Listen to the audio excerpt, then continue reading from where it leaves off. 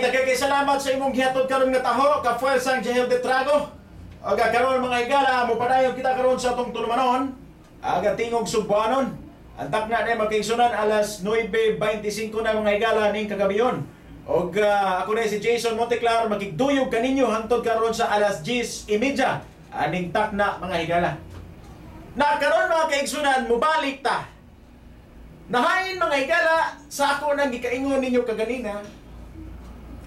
Kung kamo mga kaigsunan naghibong o gani kung kamo nakapangutana mga higala kung ngano ug sa unsang mga butanga nganong naadhak o nag-aghat kini karon si Winston Garcia mga higala nga mudagan sa pagka-alkalde. Kay daghan mang mga ingotang hungiyo kay matod palagi wa na yung mga Osmeña. Panahon na karon mga higala sa mga Garcia nga sila nasad mga igsoon ang musakmit unya sa kagamhanan diri sa alkalde. Ilahan na sang panahon.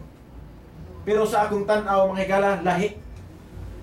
Tingali apil lang na pero sa kinatibukan lahi ang tuyo niya ni mga kaigsunan.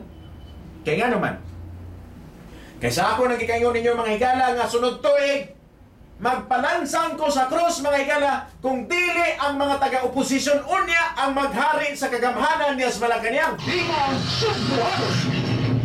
Nga nahibaw naman kita mga higala na kini karong kampo ni Pangulong Arroyo baho pa na sa ako ang sapatos mga kaigsunan. Nagahain mga higala sa ako nagiklaro gyud wa na sila paglaom.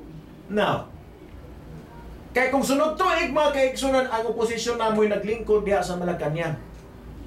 Kung dili si Aquino, posible nga si Irap. Kung dili si Irap, posible po nga kung mudagan ni si Escudero o si Villar, naraanak nila. Pero nakasiguro kita mga kaigsunan nga dili na si Teodoro. O dili na ang mga taga-administrasyon. Na unsa may epekto niya ni karon ni Winston. Asa man dapita nga ma-appeal si Winston mga higala. Kaysa akong gitugan, si Winston, gipasangin lang kaniadto mga kaigsunan nga migamit sa salapi sa mga pensyonado mga kaigsunan aron mga higala nga itapak sa pagpangampanya kaniadto sa inguntang pagdagan ni Pangulong Arroyo isip Presidente batok ni FPJ. Gipasangin lang si Winston.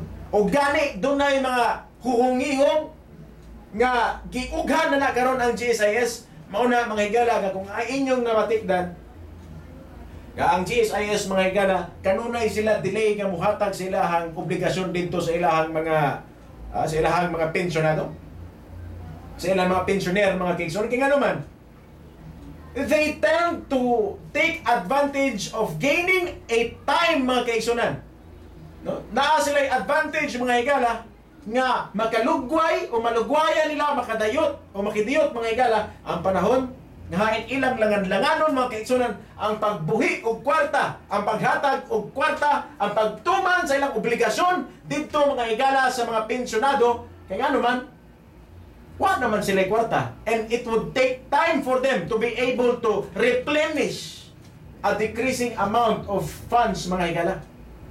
Sumuna nga ilang langan-langanon, ilang dugay-dugayon because during that time, nagsigi pa nagpangulikta o contribution.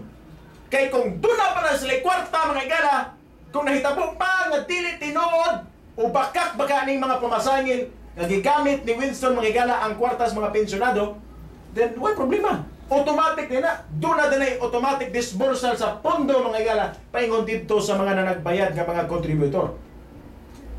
Muna mga higala nga sa akong tan-aw, kini kay kaniadto tunog man kayo mga kaigsunan. Sipa og tunog kaayo ang mga pasangil batog kang Winston sa iyang posisyon sa pagpahimos diha sa GSIS. Now, ang nahitabo o ang pwedeng mahitabo inigdaog sa oposisyon sunod tuig magpa-triangle ko sa kong itlog mga higala kung dili ni taktakon si Winston sa GSIS.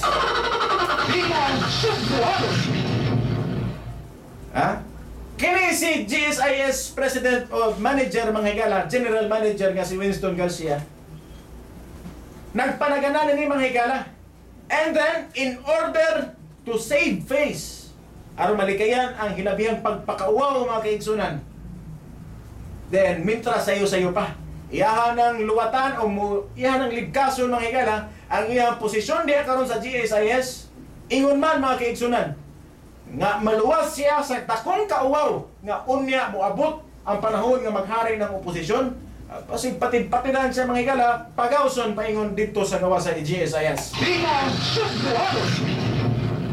Sumuna nga kitali-dali ni karon ni Winston, parehistro din siya rin. Although it is still a tentative or it is just speculations mga higala nga mudagan magid si Winston o dili. But I think mga higala, di man tingali mayor, posible mudagan siya pagka-kongresista unsa baka ha.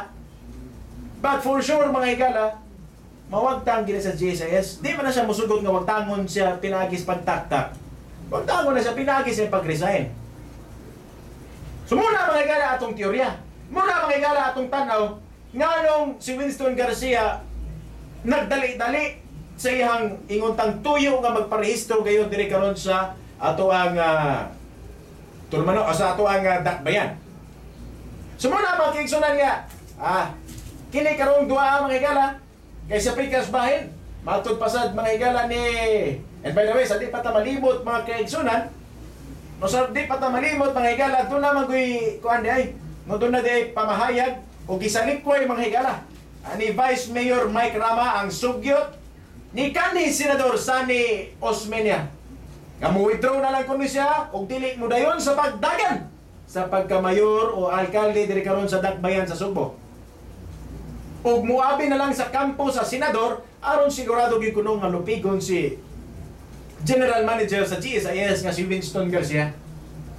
Nga giingon mga higala nga matud palagi nga ako nang kanunay nagitabi diri bisa pagwapay mga pronouncement, but the act itself of having himself magparehistro diri karon sa atong dakbayan, then it is already a first step mga higala nga nakasiguro kita nga mutagan siya sa pagkamayor. We celebrate the